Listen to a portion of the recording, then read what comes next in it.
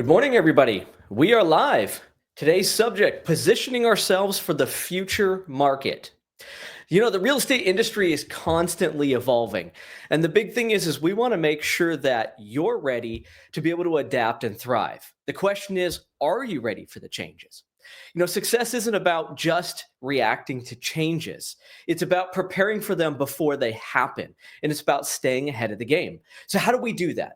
Got a couple tips for you guys today, and hopefully this can help you to be able to navigate changing markets. Markets, again, are ever changing, and the goal is we've got to be ready for those changes so that we can be able to better serve our clients and navigate through the ups and downs of the markets. So the big one for us today, preparing for industry changes and trends. How do we do that? Number one, invest in education to stay ahead of the market shifts. This is critical. Education is one of the number one ways that we can stay ahead of the curve and be able to anticipate market changes before they happen. The big thing is being up on all the different materials out there, whether it's watching news, reading magazines, staying up on any sort of economic informational based systems. The goal is we always want to have knowledge, and we always want to be able to utilize that knowledge to maybe not necessarily predict the future, but use that knowledge to be able to make pivots, whether the market's trending upward or downward. And to be honest with you, my friends, our clients are going to be looking to us for advice or for guidance when the market shifts do happen. That's part of us being the professionals in the real estate industry, being real estate professionals, is knowing the market, knowing the trends, staying educated, again, so that we can use that information, use our education to properly guide our clients and help them to be comfortable in the decisions that they make.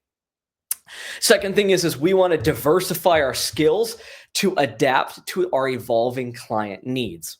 Client needs are always changing, and part of market shifts is going to be able to work with our client, communicate with our client, and see how the market shifts affect their shifts, because they are going to pivot as well based on market changes.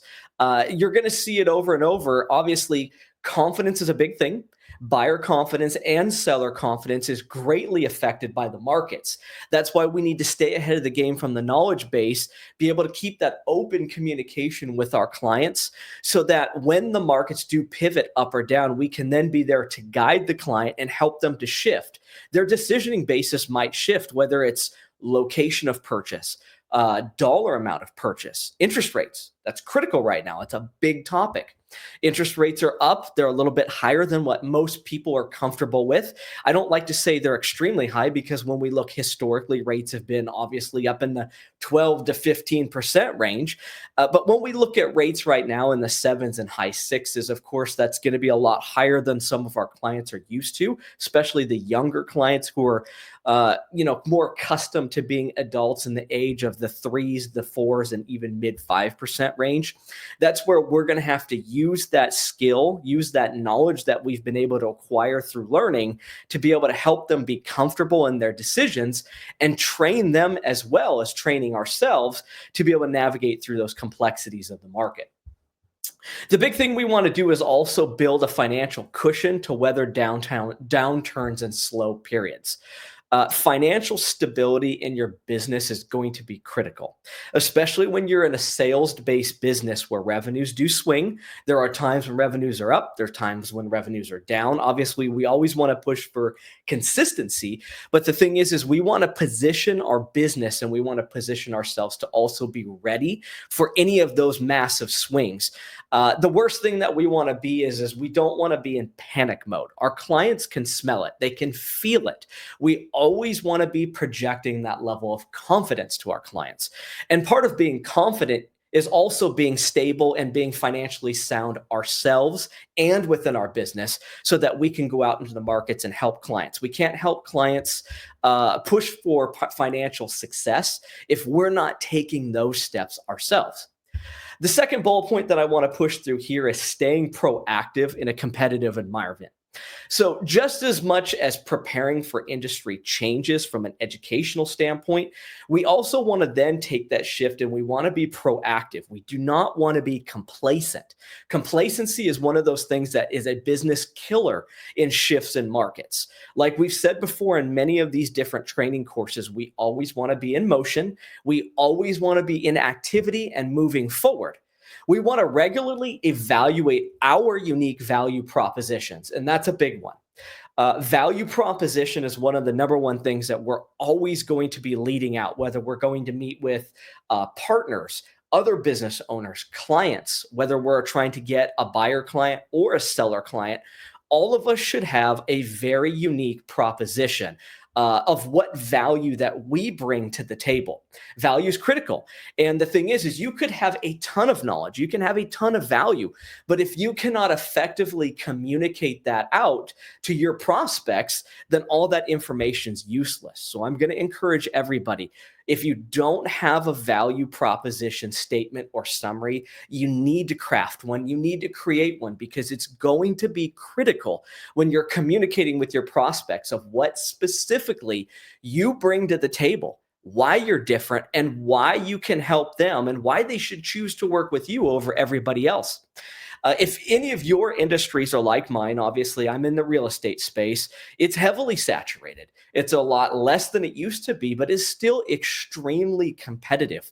And the only way that those ones who are out there that are excelling, that are pushing forward, the way they're doing it is by, again, creating that unique value proposition statement, clearly outlining what they do, how they do it, and why they're the best, so that they can have those educated discussions with their clients. The other thing is experimenting with different marketing strategies or client engagement strategies. Especially in today's day and age, marketing is shifting and changing. Honestly, it feels like by the day. So, the one thing that we want to do is continue to experiment out with different types of marketing strategies. Some of that's going to be social media based, it could be free.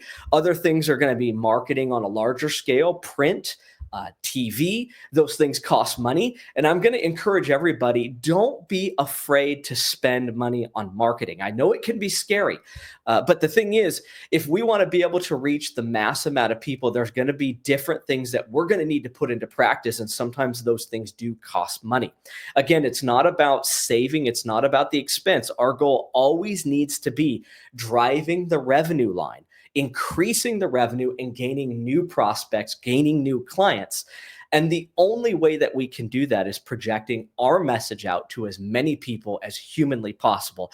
Again, trying different strategies, whether it's meeting with business owners, like I said, whether it's doing a podcast, whatever it may be, find that niche, find that style that works for you and press forward. But again, the only way that you're going to figure out what works and what doesn't work is by actively trying it and going out there and doing it to see what's going to yield those results. In the end, the goal is that we've got to build relationships, but not only relationships with clients, we also need to build relationships with other industry leaders and also exchange ideas with them. Networking is huge. If you're going to be growing your business, if you're going to be growing your sphere of influence, you've got to be networking. You've got to be meeting people. That could be chamber, joining business groups. But again, you want to get yourself into spaces or rooms with other business individuals so that you can continue to share ideas from them. They're going to learn from you. You're going to learn from them. And I'm going to tell you right now, networking is critical. Like we've said, over and over again. We're not just marketing or meeting with that one person.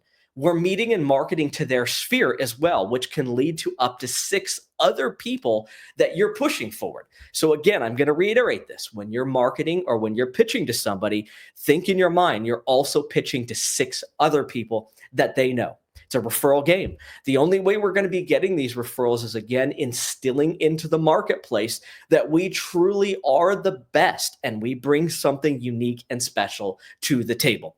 With that being said, I'm going to go ahead and leave this open for questions real quick. If anybody has anything they'd love to toss in, feel free to type in some comments. We're on Instagram Live right now. As always, these are recorded. I have them available on YouTube and on Facebook in long format, as well as LinkedIn. You can search me out at The Real Robert McConaughey. And again, as always, if you guys want to hear more, if you want to learn more about this or discuss more about this with me, please reach out. I'm more than happy to expand on different things that I've tried, different things that have worked for me or have not worked for me. But in the end, guys, the key is you've got to go out there and you've got to do it. There's nothing to say that if something's working for me, that it might not work for you or vice versa.